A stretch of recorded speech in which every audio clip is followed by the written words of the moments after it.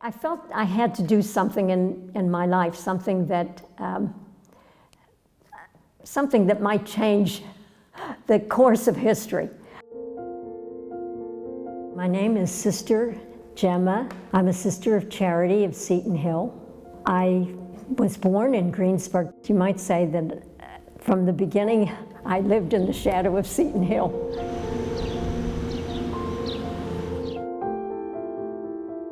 So it's while I was in Israel that I began, especially through the teaching of I was working at that time with Father Isaac Jacob, a Benedictine priest from St. Vincent who had started work there. The idea was to build a center and a community that would be open to the Torah and the gospel, and especially be open to the modern state of Israel. So it was while working with him, of course, that the whole idea of the Holocaust and studying about the Holocaust became very important to me. I had returned a number of times to the United States, but in 1987, we had a special event for the sisters here at Seton Hill. And it was also the year that we had the inauguration of a new president, Dr. Joanne Boyle. So I came back to participate in that event that the sisters were having.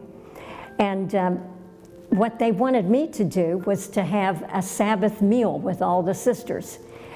When I heard about this, they sent this word to me while I was in Israel. I said, oh, that's, you have to have somebody who's Jewish to do this Sabbath event or Sabbath meal. So one of my friends there said, but if you don't try to do it, they will never have that experience. I was fortunate, though, that Sybil Schwartz, who had been working here at Seton Hill in counseling, was willing to come with her husband, Charlie, and her son, Lonnie, to host that meal and to kind of make sure that it would be an authentic Sabbath meal, or at least somewhat authentic. So we did that. So I'm sure there were a couple hundred sisters here for that meal at that time, and it was really wonderful. And of course, it was great to have Sybil and her husband Charlie and Lonnie with us. And afterward, Lonnie and Charlie disappeared, but Sybil and I went over to Sullivan Hall, where we were having a program, and our Korean sisters were doing something very special. And in the course of our conversation there, we began to talk about what was possible, because I was always trying to find some way that Seton Hill could connect with us. And I brought up the idea of the Holocaust, and Sybil seemed to jump right at that and say, this is it, that's the topic, that's the idea. You must go to Joanne Boyle and talk to her about it. Well, you'd have to know Sybil, because she's very persuasive, and she was very helpful in pushing me just about every day. Have you been in? What did she say? How is it going? Will it move on? So that's how then the whole idea began. And we didn't quite know what we would do exactly, but I brought the idea to Joanne Boyle. She said, now look, Gemma, this is a very big project, very big idea. I'm not sure we're going to be able to do it. And I'm just new. I just came into office. So I'll have to go to the Board of Trustees. So fortunately for us, on the Board of Trustees, there were 3 gentlemen who were Jewish. One was Stanley Gumberg, the other was Donald Moritz, and the third one was Bob Davis. So when she went and began to present the idea, they thought it was a good idea. And so that meant a great deal. And they became, I would say, the very first people who put their vocal support and financial support, some financial support at that time. Early on, we were trying to find benefactors and people who might be interested. And Joanne, Dr. Joanne Boyle, was very good at this kind of thing. And she was going to travel to New York, and she said, I want you to go with me. So I went with her, and on this particular trip, we met but we met Sam Lafrac, we met Mr. Lafrac, and another person whose name I don't remember, but he was doing some kind of TV work and that kind of thing. In any case, Ethel was seemed to me to be a very quiet woman because she just sort of sat in the background and listened to what was going on. But Joanne was able to develop a wonderful friendship with Ethel. And then what happened is that I realized that for some reason, somehow I also began to be a friend of Ethel's, because I would stop to see her when I came in from Israel, stop in New York and have a visit with Ethel, and then go on and usually visit also with my brother who was in New York, and then come back to Seton Hill. And so that developed over, and so in that way we became very good friends, and I began to know Ethel in a very personal way. And especially in her latter years when she was ill, she was very dear, and it was really a gift to have had her friendship. And then once she actually did fly into Pittsburgh, and we had an event at the Duquesne Club in which we gave her a special award for her contribution to Seton Hill, which was to endow the center so that we might have the possibility of having the conference every 3 years. I always knew that there was this woman, Eva Fleischner, and that she actually visited us in Israel. And Father Isaac admired her greatly. And so when we began our center, I knew that we wanted to have Eva Fleischner involved with us in some way. So probably maybe I would say the first or second summer, we began to organize an advisory board.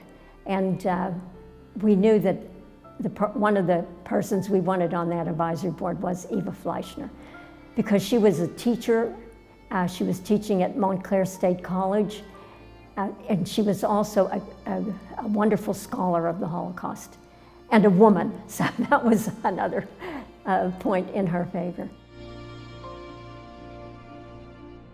All right, I'm at the Hebrew University, I'm talking to this gentleman. He says, but you're in luck, because Shalmi Bar Moore, who's in charge of education at Yad Vashem, is here today. And he said, and I'll have you talk to him. So I said, fine, oh, that's wonderful. Shalmi came in, he said, look, I have something to do yet. But he said, if you wait, we can go back to Yad Vashem together, because we were at the Hebrew University, and Yad Vashem is located at, you might say, the other end of Jerusalem. So I said, fine, I will wait, don't worry. So I waited, and Shalmi and I went back over to Yad Vashem. He took me up to his office. Very simple at that time, as I said, it was not the Yad Vashem of today. It was a very simple place in 1987, but very active. And he was very interested in the idea of having Catholics study about it, and university people. He was very interested. He said, we do have a seminar, but I said, but we want our own seminar. So he was all right with that idea, and then began our very close relationship with Yad Vashem, which we continue to until today. Mary and I were good friends long before long before we had the what were we called, co-directorship here at the center. So Mary was in Korea actually in 1986-87, and she decided that she would come to Israel from Korea because she thought Israel was closer to Korea than anyway. Mary made her way to Israel from Korea in 1987. I think it was January of 1987, I'm almost sure that was the time. And so she stayed with us for, I'd say, almost a month.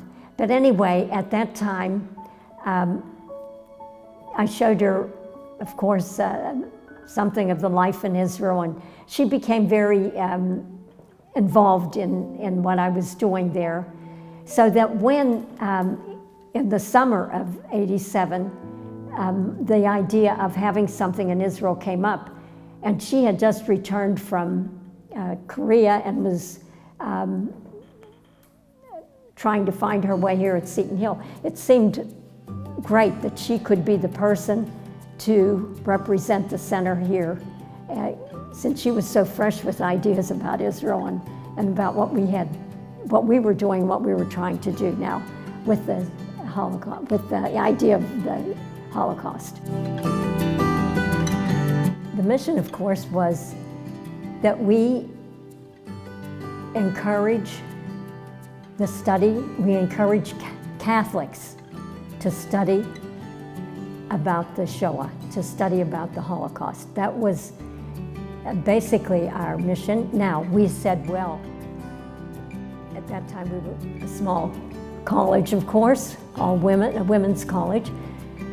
You know, we maybe have to put some parameters on this. So then the idea was that we would try to encourage Catholic colleges to begin courses or maybe even centers of study concerning the Holocaust. And so that was how we tried to limit our goal, but yet keep on target, that the idea was to have Catholics, to encourage Catholics, especially Catholics in higher education, to begin serious study about the Holocaust.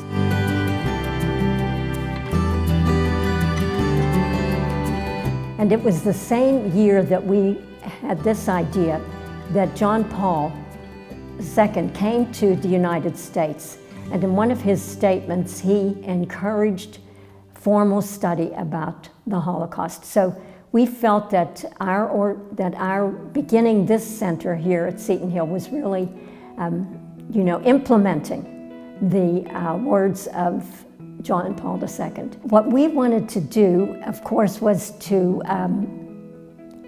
focus on the study and research of faculty and staff in colleges and universities. But we felt that the other side of that piece of work was to foster Jewish-Christian dialogue, that we couldn't do the one without the other. And so early on, we began to, in whatever way we could here, foster dialogue between Jews and Catholics, Christians. And we began, first of all, on the local level, we began a very good relationship with the local synagogue and the local Jewish community. And then we extended that, and we became part of a large organization of colleges and universities that had centers for actual Jewish-Christian dialogue or Jewish-Christian studies. So in that way, we always kept the two foci in mind. So those 2 points were always went hand in hand. We were able to get Elie Wiesel, and that was because we had a friend whose name was Sister Carol Rittner. And at that time, Sister Carol Rittner was working with Elie Wiesel. And she was instrumental in arranging that we would have him come as our guest speaker. And it was arranged that it would be in Sullivan Hall. So it was a huge affair. Those of people who can remember Sullivan Hall and the way we would set it up for very, very large audiences. And it was filled. And so we were really blessed to have his presence and, in a way, his blessing on the very beginning of the center. Nothing replaces a survivor's testimony. We ought to make more use of second and third generation. I think we should call on the children of Holocaust survivors, not be afraid to do that. because they have valuable witness too, and contemporary. I don't think that the event itself is so far away from us. It's a challenge. It's a great challenge. But I think that we have to be willing to have our students study history and not be, not say, well, that's passé. I think we have to bring the stories before them, make them, of course, as interesting as possible, and involve them in this study in a very particular way.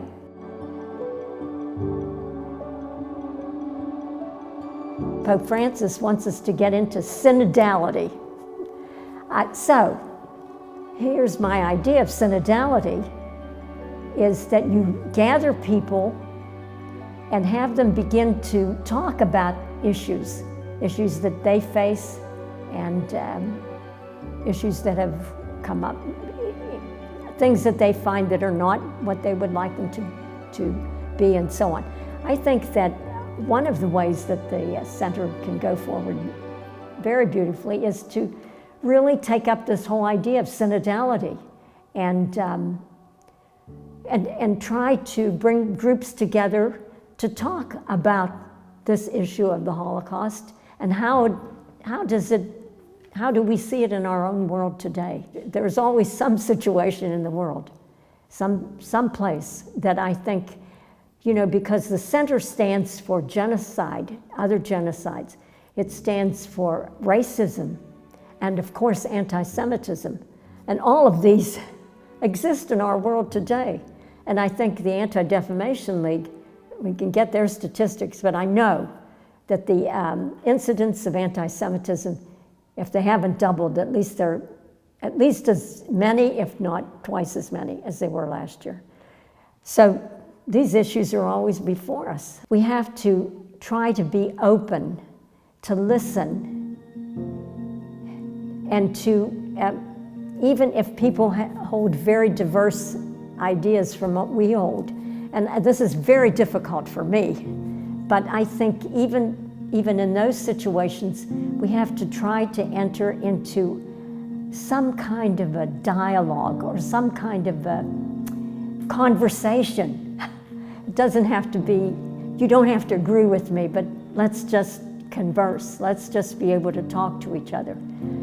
Some maybe very basic, and in this way, perhaps gently and gradually, people may be able to open up to each other and to hear each other and to hear what are really, maybe there's something more behind this than just facts of history or just events of history. What is it that is causing this terrible split and terrible antagonism? These are all, I think, outcomes of having the presence of a center such as ours here.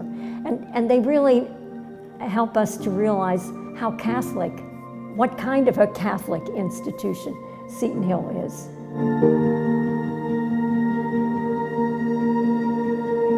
If I hadn't been a Sister of Charity, I probably wouldn't have been able to go to Israel and do what I did.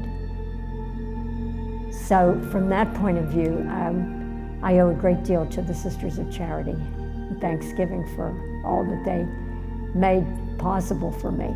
Not without sometimes a struggle, but nevertheless, I was able to do what I did because of being a Sister of Charity.